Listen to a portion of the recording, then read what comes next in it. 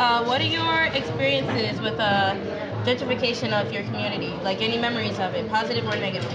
In Brooklyn exclusively, or throughout the entirety of New York? Um, More or less. Well, you can talk about the entirety of New York if you want. All right, I'll start with Brooklyn. When I was young, because this spans from the age of maybe 7 and then again at 23, Yeah. was when I was growing up in around the Atlantic Pacific area. It was, as far as I can remember, nothing but Black and Hispanic people everywhere, and that's what I grew up around.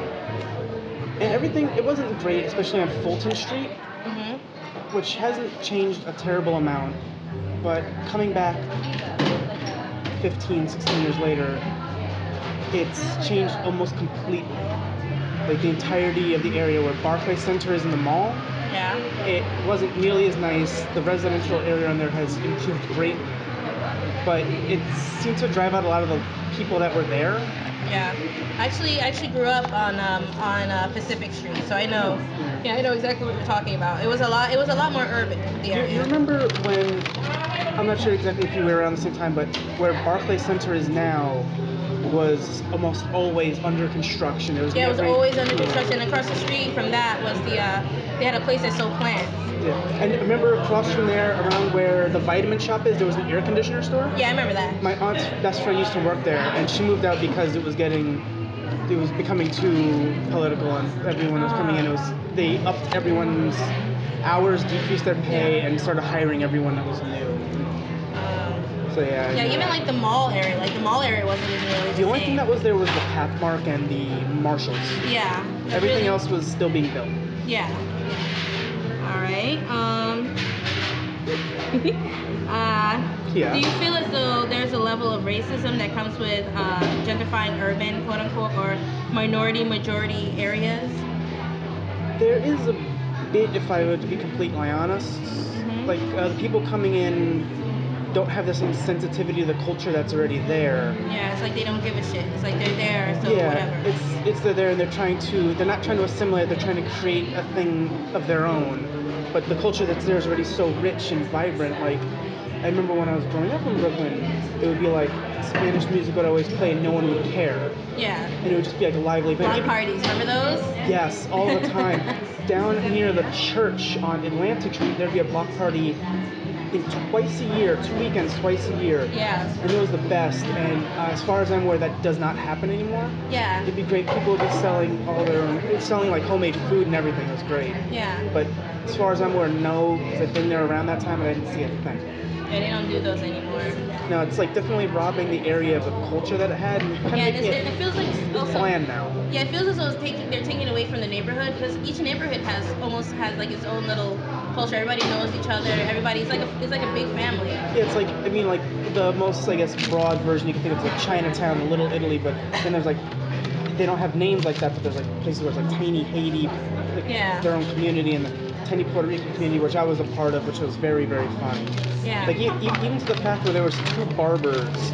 There was an old white Russian guy who didn't know how to cut hair for shit. And then there was the Puerto Rican guy a few blocks down that charged a few bucks more, but my grandfather would take me and my brothers there all the time. Yeah. Because it was friendlier, it was nicer, and our hair would get And cut well. Yeah, of course. Because he knew how to do all the Spanish kid styles. Yeah. So Russian guy only knew how to do straight like hair like I have now, and like that's about it. No. So I'm a Russian guy, huh? Yeah, Russian. I'm a Russian guy? Huh? No. You sure? Because I did your hair. No, trust me, it's nice. I remember there was a great story where my brother went to the Russian guy and he didn't speak Spanish or very good English, and my brother got a pretty big cut on his ear. Ooh. Because he didn't understand. My brother didn't understand it when he was telling him to stay still. All right. Next question. Do you feel as though gentrifying has gotten bigger within the decade? Oh, completely. Where I'm living now in Manhattan is a prime example of that. Being that 86th Street used to be where the, I guess, white culture was, and now it's progressing much, much further uptown to the point where there is a new, well, they say one floor is affordable income housing, but really it's like all the other floors besides the first are high income, like really high income. Like there's a doorman in one of the buildings on 103rd Street, and this is El Barrio. This is like Puerto Rican party. But moving in, the stores are becoming much more expensive. The cultural foods that they used to sell are becoming smaller and smaller. The aisles. Mom and pop stores, things like that. Oh yeah, there's a few. The corner store where I used to go to all the time when I first moved here shut down because they couldn't afford it because they were moving in nicer stores. Oh man, that sucks. Yeah.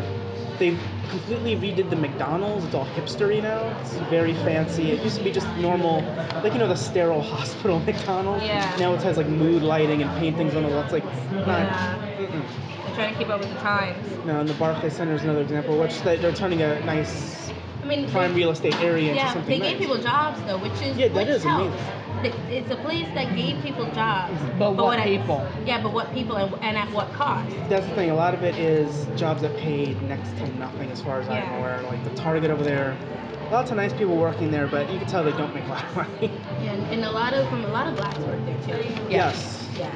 And especially in the Uniqlo, which is kind of funny. It's almost as if that's the only job they can get because you see the same people every time you go there. Around that you area, see the look on their faces, it's like they want nothing to do with it. Around that area, with that Target, it's like the people that live there obviously work there, but they're not making enough, so they probably have another job. Or they're still living with their parents.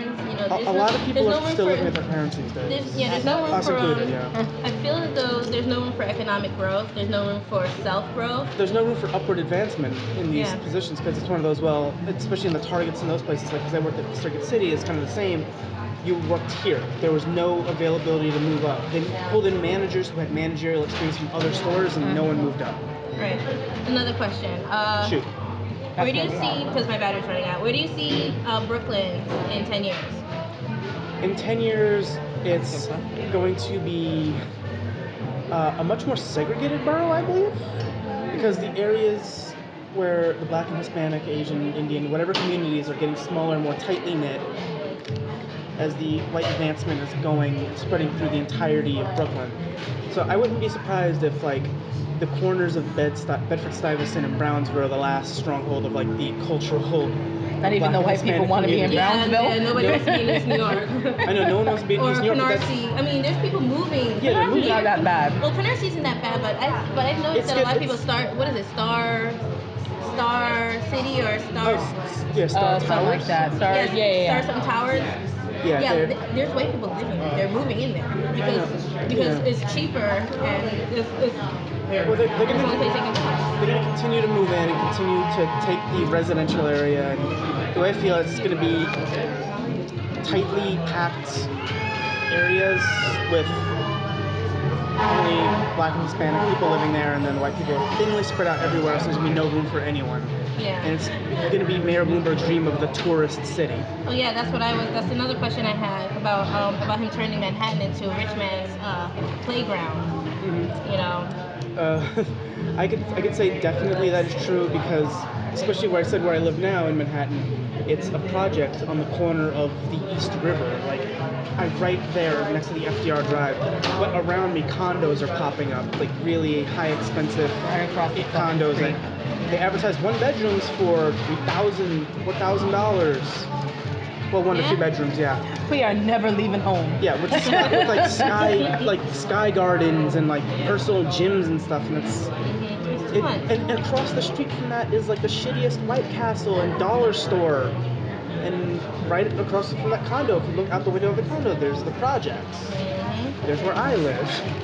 So it's one of those. It is becoming Rich Man Island, and in the center of Manhattan is a tourist trap, and there's not going to be a lot of room left in Manhattan. That's not the complete northern part of Manhattan to the Bronx. It's left for anyone else to live. Yeah. Do you have any parting words for me, sir? Since you are my last interview. Oh, really? Yes. I feel special now. Thank you. I saved the best for last. I guess to just keep the culture in all the cities. There's room enough in these areas for everyone to live and for the culture to grow, for everyone to learn from each other, and to not bring hatred or discontent or anything, but there's room for upward growth if you know where to look. Yeah. And I don't know, keep Walmart out of New York. That's the main thing I would like to say. We're getting closer and closer. I used to want a Walmart so bad, and then I learned what it was about, and it was like, no, I'd rather spend a little bit more money. Yeah, I'm good. All right.